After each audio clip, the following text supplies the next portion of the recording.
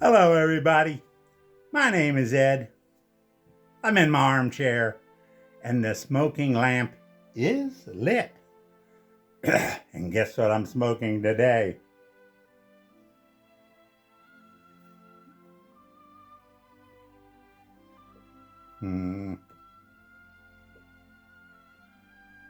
My new favorite pipe. A Phil Rivera favorite pipe. Look at this guy. I really don't think you're going to be able to see this grain or this stem. It is very unique. I don't have one like this. Brass ring pot. Got this from Mark TPI.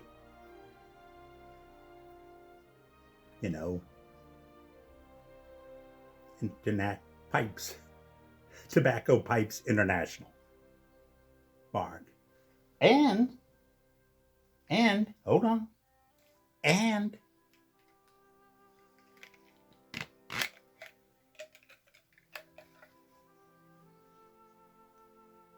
a matching set of a Phil Rivera reamer.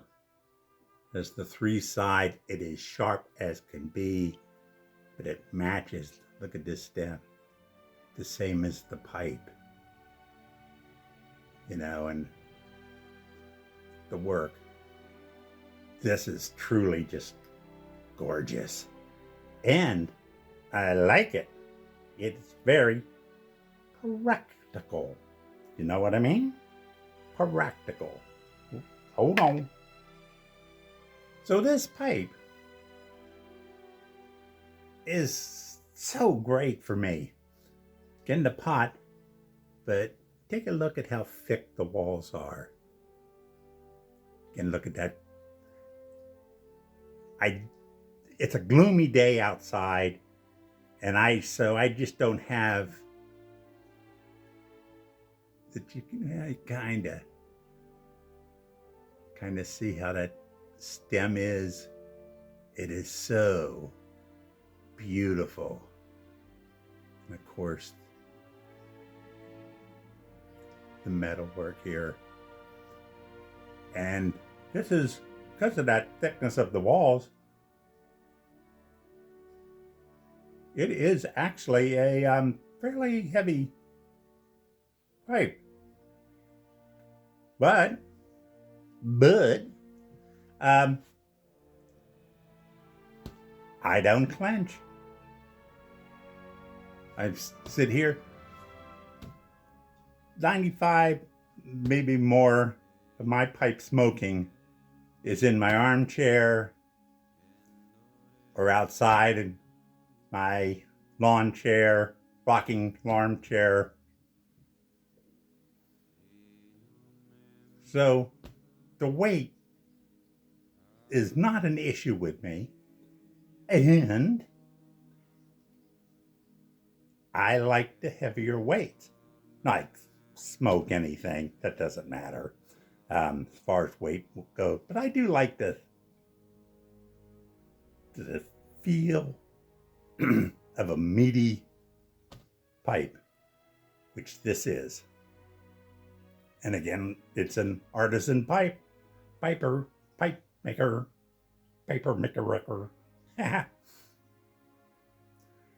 love it. So thank you, Mark, for giving me the opportunity. Whoops. I hit my light.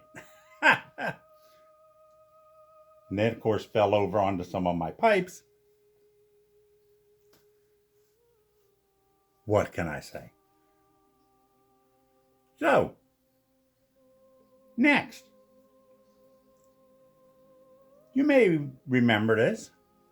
About 3 to 4 weeks ago on my video, I showed you an eBay pipe, Stanwell, number 10. I think it's number 10. Yes, number 10. That sold for $4,050. I actually showed you, the thing of the sale. And I had this same pipe right here. It's a Sexton Everson pipe. That pipe was a dark brown, smooth. This is rusticated black, but it had all the same nomenclatures, all of the same pat numbers and stuff like that they put on here. And I couldn't figure out why that went for $4,000, because it also didn't say anything like hand carved by Sexton Everson, something of that nature. So I got confused. Anywho, ends up that pipe was put back onto eBay because the person who bid the $4,000 didn't come through. They just simply said. So I have no idea what happened.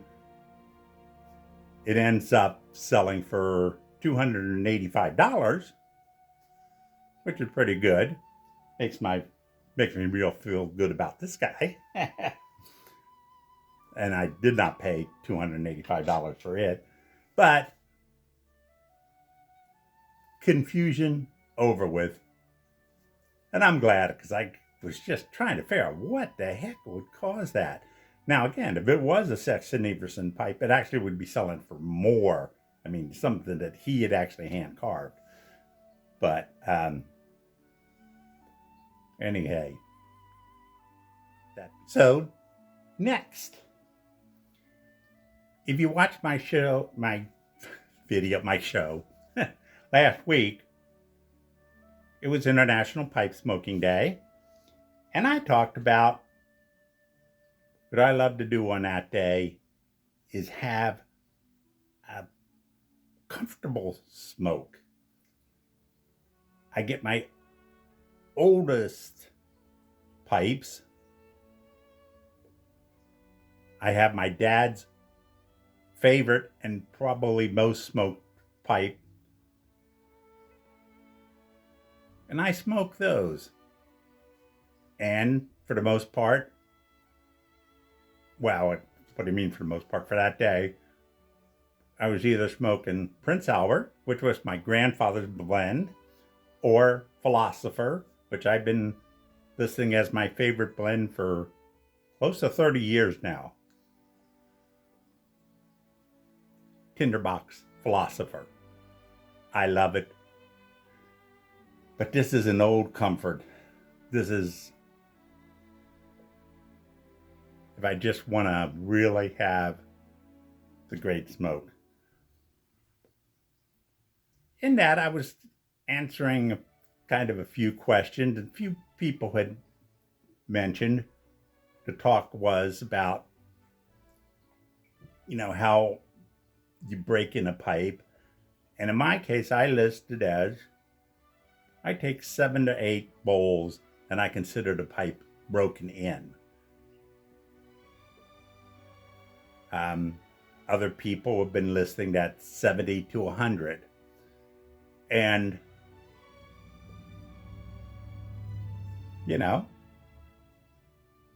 that's when they say you can really get to know a pipe with that many bowls in it. And one thing I had known is, and this is what I talked about, when you have that pipe that has been smoked a lot of times over a long period of time. Not sure what causes this to happen, but there's a point where that pipe has just changed. There's something about it. It isn't a matter of being broken in. It's a matter of just really almost the whole cellular structure of the pipe just seems to change. And I talked about how the grain, you have the darker and the lighter parts of the grain. Those are two different consistencies. And I was raised, first taught from a tobacconist in Hawaii, the flame grain, where the flame is, the grain that's just coming straight up, is the best. That the smoke coming out best. But you have cross grains, you got bird's eye, all of this stuff. But after, something like 200 some bowls or whatever, that pipe does change. You can, even if you can't taste it, you can feel it. I mean, I definitely just feel something about it in, that pipe. Well, in the meantime, I realized that I had an excellent example of this. Because last week, International Pipe Smoking Day, I smoked out my very first pipes. One of them is this guy right here. It's a GBD. This was, along with one other pipe, were the first pipes I ever bought. In Hong Kong, 55 some years ago, I bought these two, or another Peterson, and for my time in the Navy, rest of the time in the Navy, college, this was a pipe I smoked a lot, simply because I didn't have too many pipes and I didn't have money to buy too many pipes. Eventually, my pipe selection built, but I had this, and that's what I smoked that day, and I hadn't smoked it in probably 2-3 months,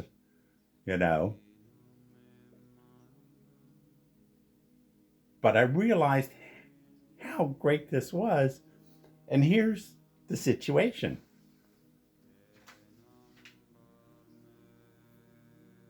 This guy right here, a GBD.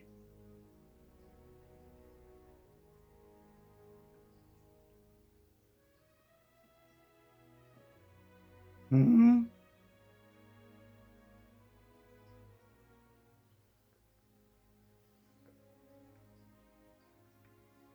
These are the same exact pipes. Same style number.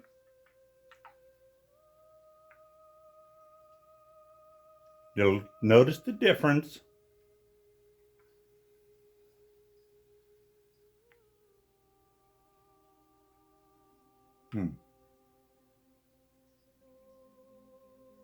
Yeah. On the darkness of them. This is my older one, but it started as this one. So I have a pipe that I've had for 55 years. Heaven knows how many hundreds of bowls I've smoked out of it. It is definitely one of my favorites, so that I get pull this out, probably once every month or 2 months, considering all the pipes that I have, but I still like going back to these guys. But this other pipe, my newer one, I've only had this for a couple months now. I've definitely smoked, my 7 to 8 bowls in it, because when I get a new pipe, I'll smoke that every night to break that part of it in. Then it'll be occasional. So we have at least that. It wasn't a state pipe. So you can't tell how many smokes there were before I got it, but it was in very good shape, and so it isn't that old.